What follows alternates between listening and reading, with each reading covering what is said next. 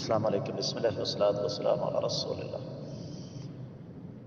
سوال آیا ہے کہ ایک عورت بیوہ ہو چکی ہے، اس کی اولاد جوان ہے،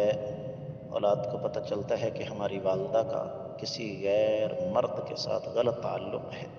اولاد کو کیا کرنا چاہیے؟ اصل بات یہ ہے کہ آپ نے یہ سوال جو کیا ہے نا، میرے حساب سے سوال یہ ہونا چاہیے تھا کہ اس عورت کو کیا کرنا چاہیے، اس لیے کہ ہو سکتا ہے میرا جواب آپ کو پسند نہ آئے، لیکن حقیقت یہ ہے کہ یہاں وہ ظالم نہیں بلکہ مظلوم ہے، اس لیے کہ بیوگی کے بعد جو اس پر بیت رہی ہے اس کی طرف کسی کی نظر نہیں جائے گی۔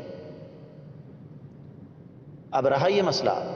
کہ وہ ناجائز تعلق بنانے پر مجبور کیوں ہوئی، اس وجہ سے کہ جائز تعلق بنانے یا آپ اس جائز تعلق بنانے نہیں دیں گے،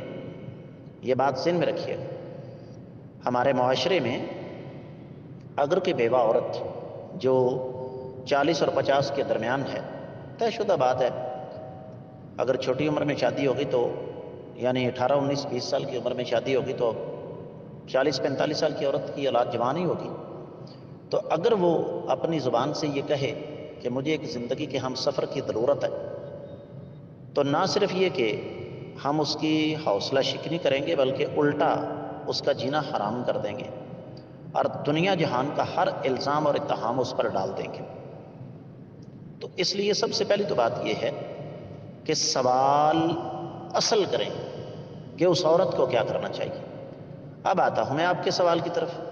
اور آپ کے سوال کا جواب یہ ہے کہ اس کے بچوں کو انسان کے بچے بن کر اپنی والدہ کا نکاح کروا دینا چاہیے۔ رہا یہ مسئلہ کہ اس طرح تو والدہ کی محبت تقسیم ہو جائے گی، محبت کبھی تقسیم نہیں ہوتی، محبت کو ہمیشہ ضرب دی جاتی ہے، جملہ نوٹ کیجئے گا، محبت کو کبھی تقسیم نہیں کیا جاتا، محبت کو ہمیشہ ضرب دی جاتی ہے۔ جس کا زندہ ثبوت کیا ہے کہ ایک آدمی کے اگر 2 بچے ہیں وہ ان سے بھی محبت کرے گا، اور جس کے 12 ہیں وہ ان سے بھی محبت کرے گا، کسی میں کمی نہیں آئے گی۔ تو اس لیے ان بچوں کو چاہیے کہ اپنی والدہ کے ساتھ بڑے آرام سکون کے ساتھ بیٹھیں، خوشگوار ماحول میں، لڑائی جھگڑے والا، غصے خفگی ناراضگی والا ماحول نہ ہو،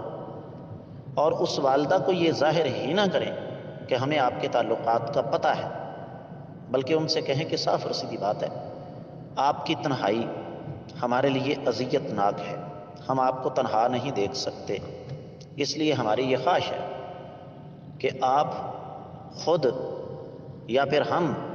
آپ کے لیے ایک ہم سفر کا انتخاب کرتے ہیں،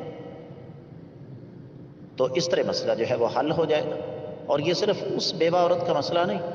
میں نے اپنی آنکھوں سے بیوہ خواتین کو ہسٹریا کی مریضہ بنتے ہوئے دیکھا ہے، نیم پاگل ہوتے ہوئے دیکھا ہے۔ اس کی وجہ اور اس کا سبب کیا ہے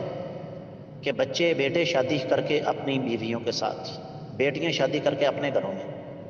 اب یہ اپنا دکھ اپنا درد کس کو سنائے، یہ اپنی دل کی باتیں کس کے ساتھ کرے۔ اب چونکہ ہم دور صحابہ میں تو رہ نہیں رہے، اللہ تعالیٰ کے ڈر اور اللہ تعالیٰ کے خوف کا وہ معیار جو اس دور میں تھا وہ تو آج ہمیں ملے گا نہیں۔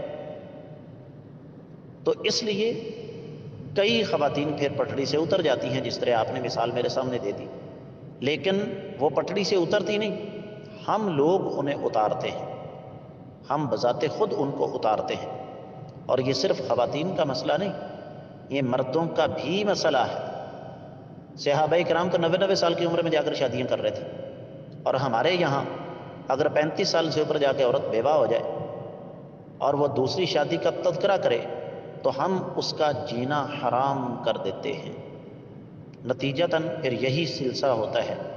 جو اس وقت آپ کے سامنے ہے۔